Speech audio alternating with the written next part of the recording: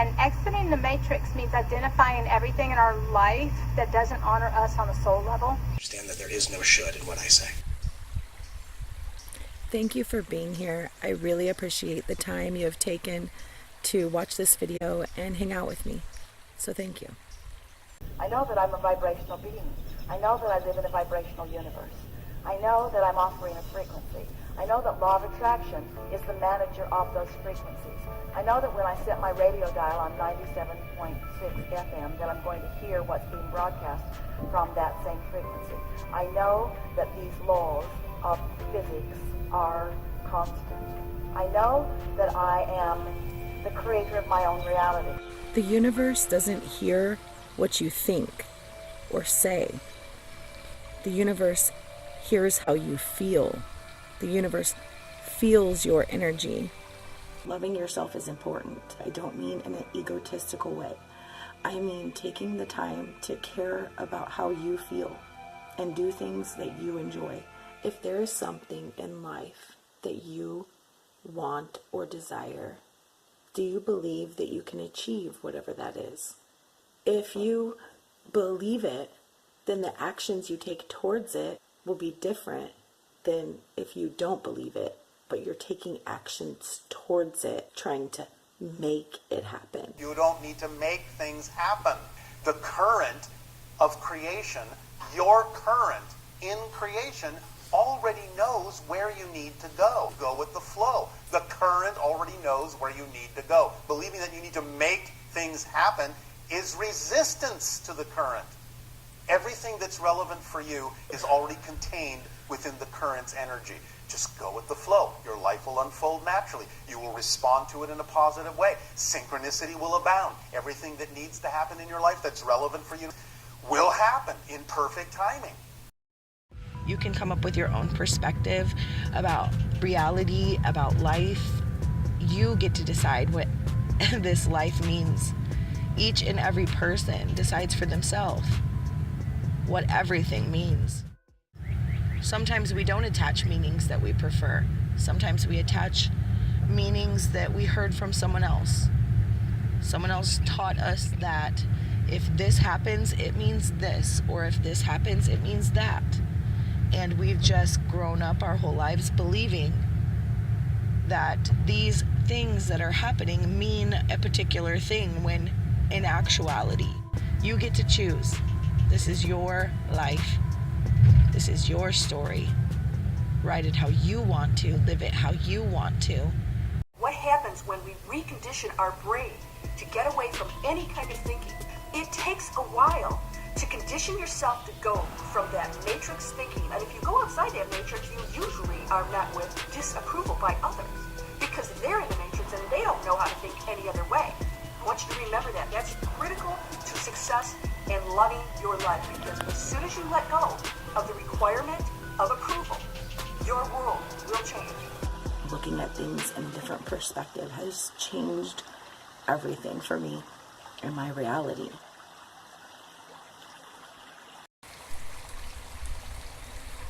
You get to decide what everything means.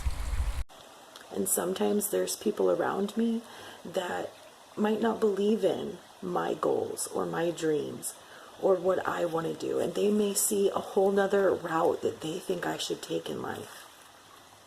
And I appreciate their concern for my well-being or my life, and I think it's really awesome that they care enough to want to see some plan come out to fruition for me. It's not that I have to be angry at them or anything like that. I can still say I appreciate what they're, saying and everything.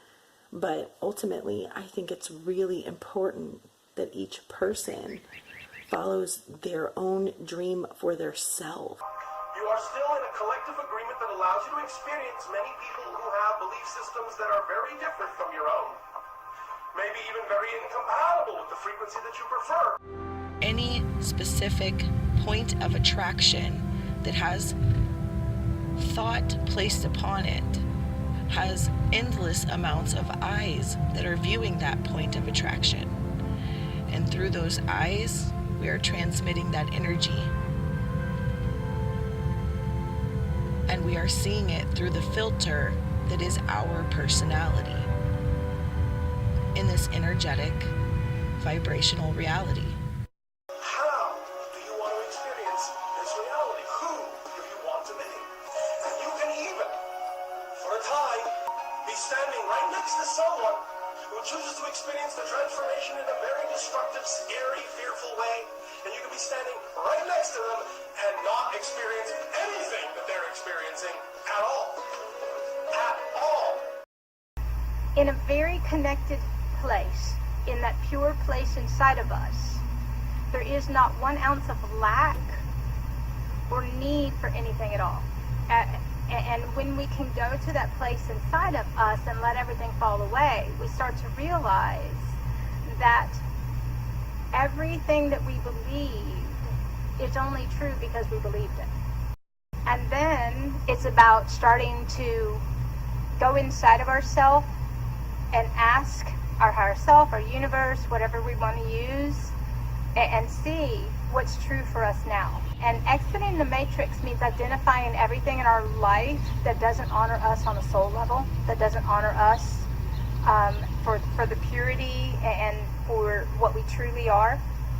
And each one of us have a matrix program that is visible through what we call a holographic field, or holographic universe, holographic realities. And once we start to open our heart, our pineal gland actually starts to come online, and we get access to the other dimensions, part of our multidimensionality, where we actually get to see the constructs of reality and how everything came to be. Well, there is a theory called hyperdimensional physics, and the idea is pretty simply that everything in this universe, everything in this 3D universe actually receives energy from a higher spatial dimension, the 4th dimension, the 5th dimension, however that may be. There are a number of calculations by these very, very exotic mathematical theorists, which is called topology. And in topology, it really kind of describes these higher spatial dimensions, what they might look like. It also explains their signatures here in the 3-dimensional universe. We don't get access to that until we stop blaming everything. We don't get access to that as long as we're looking out there and pointing the finger at that out there instead of going inside and realizing that we're the ones that dictate realities from inside, but we have to connect back up again. Everything you allow in your field of consciousness attributes to your physical reality here. So in today's transmission, I want to offer you a very important, let's call this a point of clarification. So I want to make a point of clarification about the spiritual journey that can resolve what I think to be one of the most common myths in any spiritual path. So what's the myth that will unravel the spiritual ego? The myth is believing that along the spiritual path, or the goal, is that you're supposed to feel one way all the time. And it just isn't true. Perhaps your journey is, I'm supposed to feel peaceful all the time. I should be present all the time. I should be joyful all the time. I should be manifesting bells and whistles all the time. And even with my teachings, it can get misunderstood and go, oh, I listen to that Matt guy and I should be loving all the time. I'm not suggesting you should be loving all the time. I'm suggesting that however you're feeling all the time, whether changing or constant, is what deserves more love, not less. So just because you're taking the opportunity to love the one who feels however they feel, doesn't mean that you're aspiring to be loving all the time as if love is one feeling or one way. I'm inviting you to love however you feel and not fool yourself into thinking that you should feel however you define love to feel. Because love in itself is a spectrum of experience that encapsulates all feelings. So if we say I'm going to feel loving all the time, you're believing that there's one way love feels in your body. And the truth is that all feelings are under the umbrella of love, that sometimes love can be fierce. And it only in your interpretation seems contrary to love or doesn't feel the way you've defined love to emotionally feel, because what doesn't feel like love is arising in your consciousness, waiting to be loved and embraced and received what it's never been given, so that it can integrate and be healed within you, not only for the evolution of your journey, but for the well-being of all. So we're not trying to feel one way all the time, we're just letting ourselves feel however we feel, and recognizing that that feeling that seems so contrary to our definition of love is what's waiting for the love We've never been taught to give it. That's why I say whatever arises, love that. The statement is not, be loving all the time. It's whatever arises. In the first two words, whatever arises, it's letting you know you're going to have an experience of variety. If you cannot love that within you, because it's self-love is so foreign that it makes you feel like you're doing something inauthentic, like you'd be lying to yourself, when in fact you wouldn't be lying to yourself, you would just be going against the grain of your conditioning. You'd be doing something that hasn't been recorded in the cells of your body throughout your life, and it makes some people feel like they're lying to themselves, like I say I love you but I don't feel it, but until it becomes familiar you can't feel it. It's still recorded in your subconscious as a foreign experience. You're not going to feel one way all the time. The only way you should believe you're supposed to feel loving all the time is if you accept that all emotions fall under the umbrella of love. Even if you're in a moment and there's a feeling of, I don't want to love that person, good, don't love them, love the one who doesn't want to. It's not about what you should do, it's acknowledging, even if it's just the words that say, I acknowledge that the version of myself that refuses to love them or forgive them or play nice, that version of myself deserves love. It doesn't even matter if you're able to love your feeling the moment it reveals itself, or 10 minutes after a dramatic outburst, or 10 days later. It doesn't matter when you remember to love. You will remember to love, and you will love what arises within you, or you will be bombarded with these reoccurring patterns that break down the barriers until love is the only option. And we get into this weird paradox where we say, I should be one way all the time, or I'm trying to not feel a certain way all the time, instead of just saying, if I feel uncomfortable all the time, then the uncomfortable one deserves to be loved. And if I'm constantly feeling a variety of feelings, none of which are the way I prefer feeling, that one deserves more love, not less. And we unravel the spiritual judgments so that we don't think spiritual evolution is about being these mystical robots who all act the same way, look the same way, and speak the same way. Because if you're in a world where everyone's supposed to act the same way, then robots correct each other. You deserve more love, not less. But no matter what you do, whether you refuse to do it, just to say, this is only here to be loved. And in loving what arises, you find that however you're meant to feel, act, think, or choose is bringing you the opportunity to accept that everything is divine will by loving and embracing whatever is arising in your consciousness. We're all on very advanced spiritual journeys. We're all on these very advanced spiritual journeys while playing the role of employer and coworker and parent and lover. We've got a lot on our plate. We deserve more love, not less.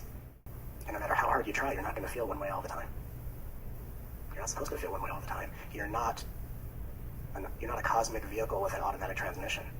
You're a mystical sports car that's a 5-speed stick shift with different gears. You know what I mean? Like sometimes you go this speed, sometimes it's you have a range to you. You're not going to feel one way all the time, but you can embrace, love, and honor the one that feels however they feel.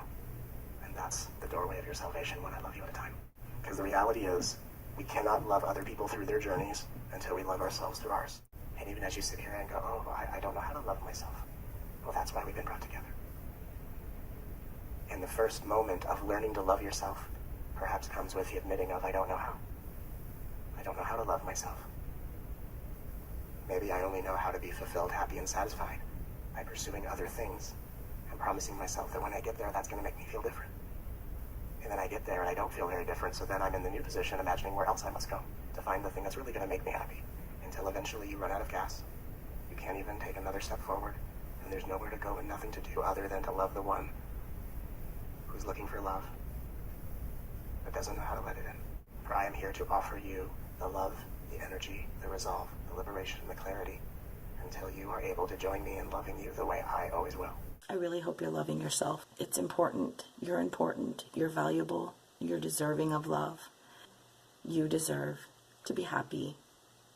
And I just want to remind you of that. The answer to every question is loving yourself more, not less. You deserve more love, not less. When you're sad, when you're angry, when you're frustrated, you deserve more love, not less. When you're lost, when you're lonely, when you're overwhelmed, and even on the brink of despair, you deserve more love, not less.